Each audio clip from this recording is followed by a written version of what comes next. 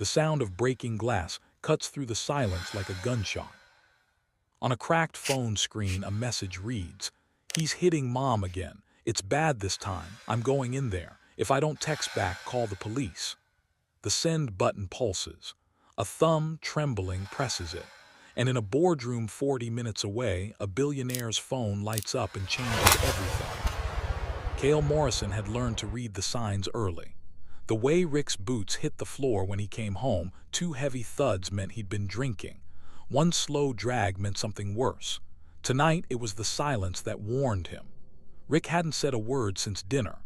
He just sat there, watching their mother move around the kitchen, his jaw tight, his eyes tracking her like a predator calculating distance. Kael was 19. He worked the morning shift at a warehouse and the night shift at a gas station. His hands were always cracked, always tired, but he never stopped moving, never stopped watching, because the moment he looked away was always the moment something broke. Tonight, something broke. It started with a plate. His mother, Diana, had set it down too hard, not out of anger, just exhaustion, and the sound made Rick flinch. That was all it took. He stood up slowly, the way men like him always did, savoring the moment before it exploded, and Diana took 1 step back, and Kael stepped between them before he even made the decision to move. "Rick," his voice was steady, he'd practiced that. "It's late, you're tired. Move out of my way, boy." "Rick." The first shove sent Kael into the refrigerator. Magnets scattered across the floor. Diana cried out and grabbed Rick's arm, which was the wrong thing to do, and Kael lunged forward because there was nothing else to do, and the 3 of them collapsed into that terrible choreography that had played out too many times in this kitchen, too many times in this house, that none of them owned and none of them could afford to leave. Kael got his mother into the hallway. He pulled her toward the back of the house, toward the bedroom with the lock that still worked, and he got her inside and told her to push the dresser against the door, and then he stood in the hallway with his back to the wall and his phone in his hands, thumbs shaking so badly he could barely type. He meant to text his brother, Damon. Damon's number ended in 4471. His contacts were right next to each other, Damon and a restaurant he'd saved once and never called. His thumb hit 1 digit wrong. He didn't notice. He was listening to his mother sobbing on the other side of the door and Rick's voice getting louder, closer, and the text said what it said and it sent. And Kael didn't look at the screen again because Rick's footsteps were right outside the door now, and there was nothing left to do but hold the handle with both hands and pray. Xavier Knight had not always been the kind of man who sat at the head of a table. He'd built that table. He'd built the room around it, the building beneath it, the empire that made 53 people in 7 countries think very carefully before disagreeing with him. At 38, he had the kind of face that made journalists call him ruthless and competitors call him worse, and he wore both descriptions like armor because that's what they were. The board meeting had been running for 2 hours. The merger was worth $500 million. Xavier had been speaking calm, precise, surgical, when his phone vibrated on the mahogany table. He glanced at it the way he always did, ready to dismiss it. He read the message. He read it again. The woman across the table, their legal counsel, was mid-sentence about acquisition terms. She stopped when she saw his face. Everyone stopped. Xavier Knight did not go pale. Xavier Knight did not go still in the way a person goes still when something hits them in a place they thought was sealed shut. But that's what happened. And 53-year-old Gerald Marsh, who had known Xavier for 11 years, later told his wife that in that moment, the man at the head of the table looked like a boy. Xavier stood up. "Xavier," Gerald said carefully, "we are in the middle of. Cancel it. The entire. All of it. Cancel the meeting, table the merger, reschedule for next month." He was already buttoning his jacket, already moving. "Marcus." The man by the door, large, quiet, the kind of stillness that came from training rather than temperament, straightened immediately. "Sir." "Car now." Gerald stood. "Xavier, this is $500 million. Xavier stopped at the door. He turned around and something in his expression made Gerald sit back down. "I know what it's worth," Xavier said. "I know exactly what it's worth. Let's go." In the elevator, Marcus watched Xavier type a response to the unknown number. His face was a wall, but his hands, Marcus noticed, were not entirely steady. "Who is it?" Marcus asked. "Wrong number." Marcus waited. "They need help," Xavier said. "Real help tonight." Marcus had worked for Xavier Knight for 9 years. He had seen the man walk out of burning negotiations, sit across from people who wanted him dead, and make decisions that moved markets. He had never seen him look like this. "Address?" Marcus asked. Xavier showed him the screen. Marcus read it and nodded once, and when the elevator doors opened onto the parking garage, he was already on his radio. In the back of the Maybach, Xavier stared at his phone. The message sat there, unanswered from the other end. Whoever had sent it hadn't responded. Maybe they couldn't. That thought did something to his chest that he didn't examine too closely. He typed, "Who is this?" "Nothing." He typed, "I'm not who you meant to reach, but I got your message, I'm coming. What's happening right now?" The car was moving through the city, Marcus in the front, navigating with the kind of focus that didn't acknowledge traffic lights as suggestions. Xavier watched the street slide past and waited. His phone buzzed. "Please just help her. He's going to hurt her bad this time." Xavier exhaled through his nose. He typed, "I am 22 minutes away. Listen to me. Do not engage him. Get somewhere with a door that locks. Can you do that?" A pause, then "We're locked in. He's outside the door." "Good, stay there. Do not open it. Keep texting me." "Who are you?" Xavier looked out the window. The city was thinning at the edges now, the glass towers giving way to narrower streets, buildings with tired faces. He typed, "Someone who got your message by accident. I'm not calling the police. I don't think they'll get there fast enough. I'm bringing my own people. Hold the door." Another pause. Longer. Xavier waited with the discipline of someone who understood that panic was contagious, and he couldn't afford to catch it. "Okay." One word. 19 letters fewer than Xavier needed to feel certain, but it was what he had, so he held on to it. He called his private physician, a woman named Dr. Reyes who asked no unnecessary questions and arrived wherever she was needed. He called his lawyer, not to explain but to authorize. He sat in the moving car and built a plan out of the materials available, because that was the only thing he knew how to do when everything else was out of his hands.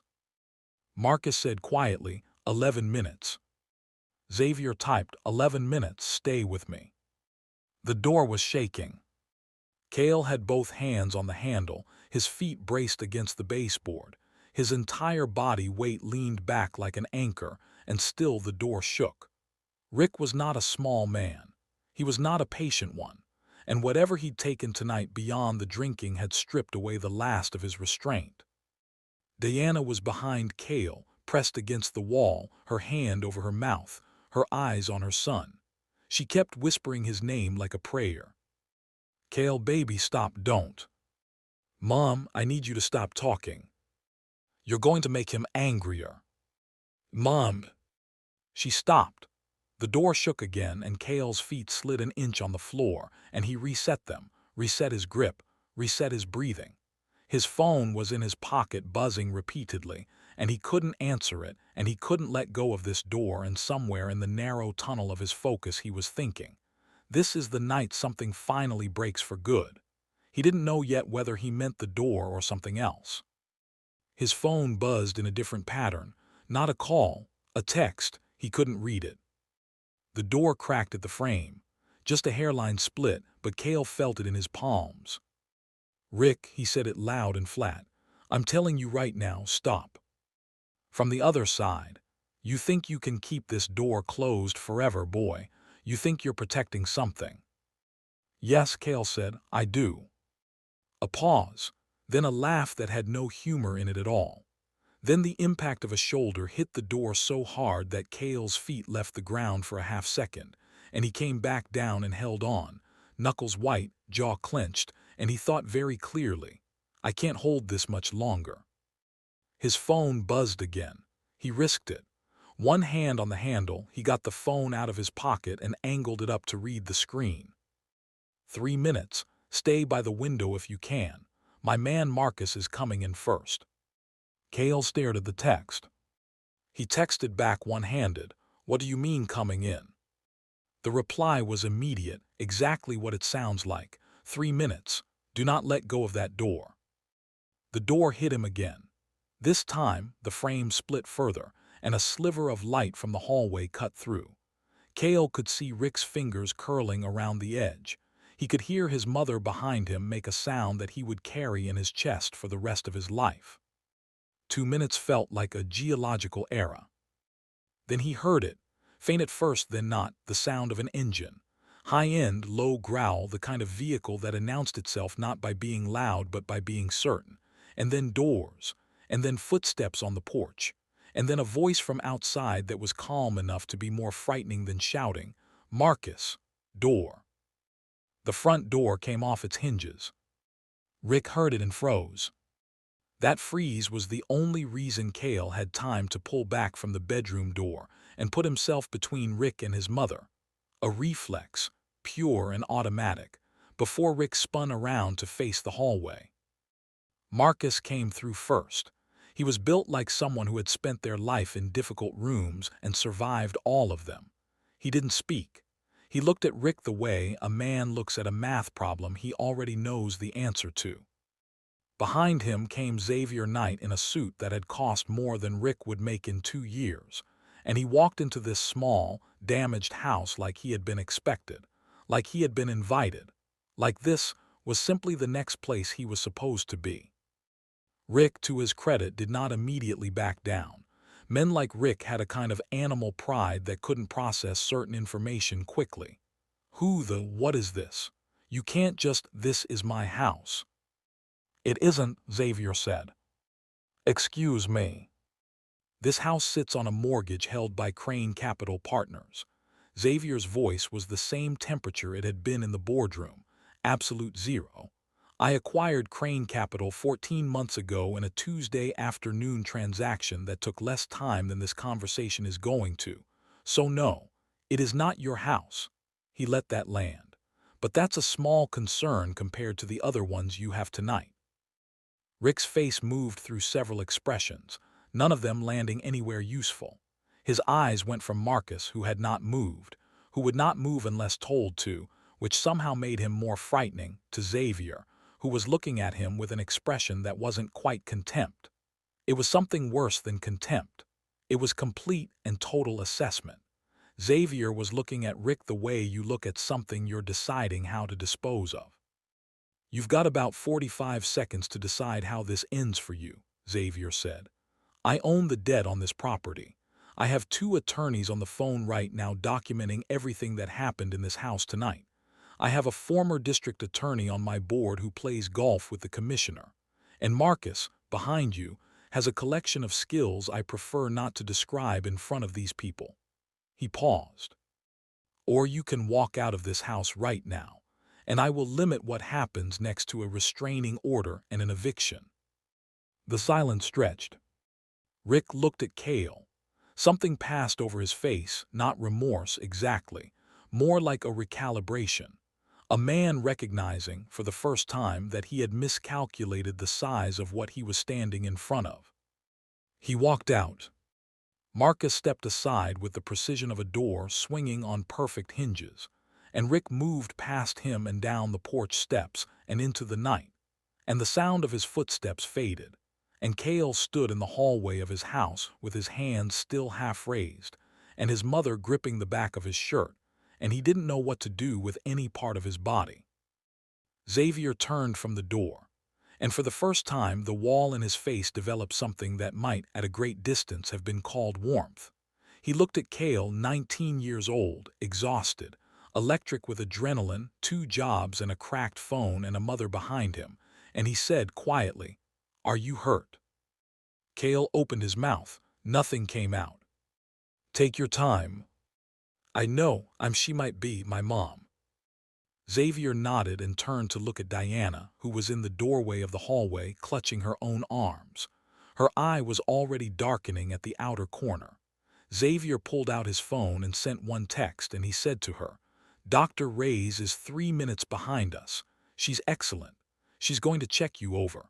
You don't have to go anywhere tonight that you don't want to go." Diana stared at him. "Who are you?" "What?" "Someone who got a text meant for someone else." He said it simply, without performance. "You're safe now. That's the only part that matters right now." Diana started crying. Not the scared, smothered crying from behind the door, big, released, enormous crying, the kind that had been compressed into a very small space for a very long time. Kael put his arms around her and she folded into him, and Xavier looked away, giving them the only privacy available in a 4-room house with no front door. Dr. Reyes came and went. Diana had a bruised rib, a contused cheekbone, and a prescription for something for the pain, and she accepted all of it with the dazed grace of a person who had not been looked after in a very long time. Marcus stood outside, making phone calls in a voice too low to hear. Kael found Xavier in the kitchen, standing with his back to the counter, looking at the scattered refrigerator magnets on the floor. He hadn't touched them. He was just looking at them. "Why did you come?" Kael asked. Xavier looked up. He was quiet for a moment, and Kael could see him deciding something, how much to give, how much to keep. "My father was exactly like him," Xavier said finally. "Maybe worse. I was 11 the first time I understood what it meant to hold a door closed with everything I had." He paused. There was no wrong number. There was no stranger in a Maybach. There was nothing. He bent down and picked up one of the magnets, a faded letter K from some long-ago alphabet set, and set it on the counter. "I told myself a long time ago that if I ever got the resources to be the thing that didn't exist for me, I would be that thing. No matter what I was in the middle of. No matter what it cost." He looked at Kael directly. "Tonight, it cost me a $500 million meeting. That's an easy trade." Kael stared at him. He was not a boy who cried easily. His life hadn't allowed for it, but his eyes were doing something he couldn't entirely control. "You don't even know us." "No," Xavier said, "I don't. We can't pay you back. Any of this. The doctor, I know." "So why?" "Because someone should have come for me," Xavier said, and his voice didn't waver, but something in his face did, just briefly, just once. "And since they didn't, I get to be the person who comes for you. That's the only logic I've got." He straightened his jacket, a small, automatic gesture, armor being reassembled. "There's a hotel. Secured, paid for a month. I've had Rick's details sent to 2 different law firms and the DA's office. He will not approach you again." Kael said nothing for a long moment. Then, "Thank you." "Don't thank me yet." Xavier picked up his phone. "I want to tell you something, and I want you to actually hear it." He waited until Kael looked at him. "You held that door. You got your mother to safety. You stayed calm enough to text a stranger and trust him. That's not nothing. That is, in fact, most of what it takes." He held Kael's gaze. "The rest is resources, and resources are learnable." And here is where the story turns.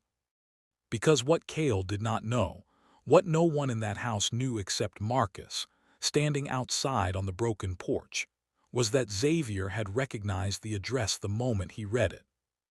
Not because he owned the mortgage. That part was true, but it wasn't the reason. He recognized the address because 27 years ago, before the empire, before the boardroom, before the Maybach and the mahogany table, a boy named Xavier had lived 4 houses down from this one. Had heard, through thin walls, the sounds of other people's pain. Had been too small and too poor and too alone to do anything about it. He had never told anyone. He had built his life on top of that boy and buried him under floors of glass and ambition, and for 19 years it had worked fine. And then a message had landed on his phone with an address he recognized, and the boy under the glass had surfaced for the first time in decades, and Xavier Knight had stood up in a boardroom and walked out, not because he was a good man performing goodness, but because he was a boy who had finally, found his way back to the street where no one came, and this time he had everything he needed to be different. He never told Kael this, he didn't need to. Some things don't require explanation. Some things just require arrival. Later, after the hotel, after Diana was asleep for the first time in what felt like years and Kael was sitting in the window of a room that was cleaner and quieter than any room he'd occupied in his life, his phone buzzed. An unknown number, but not unknown anymore. My assistant will call you tomorrow about a scholarship and a position at Knight Capital's Community Development Division. The hours are flexible around school. The pay is more than your 2 jobs combined. Get some sleep. Kael read it twice. He looked out the window at the city, which looked different from up here, from safety, from the strange quiet of a night that had arrived with broken glass, and ended with something he didn't have a word for yet. He typed back, "I don't know how to say thank you for this." The reply came fast, like Xavier had been waiting. "You already did. Now sleep. Tomorrow's a workday." Kael set the phone down. He looked at the ceiling. He breathed. For the first time in as long as he could remember, he was not listening for footsteps.